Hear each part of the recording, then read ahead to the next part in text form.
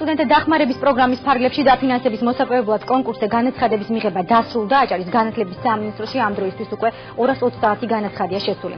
გამარჯვებულებისთვის ბოლომდე გამოვლინდებიან დაფინანსება გაიცემა შემდეგი კატეგორიის სტუდენტებზე.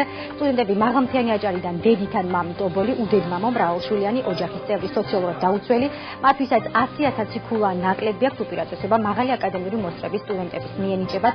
პროგრამის სრული ბიუჯეტი 665,000 ლარს შეადგენს.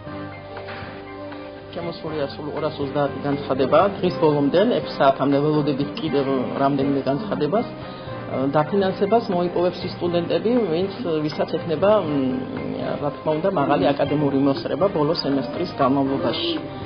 დაფინანსება გაუგრძელდება დაახლოებით 180 სტუდენტის დაფინანსებაზე აქვს ლაპარაკი, მათ შორის 90 სტუდენტი დაფინანსდება 2010-11 წელს ჩარიცხულები, ხოლო 2013 წელს ჩარიცხული სტუდენტები 90 სტუდენტი დაფინანსდება.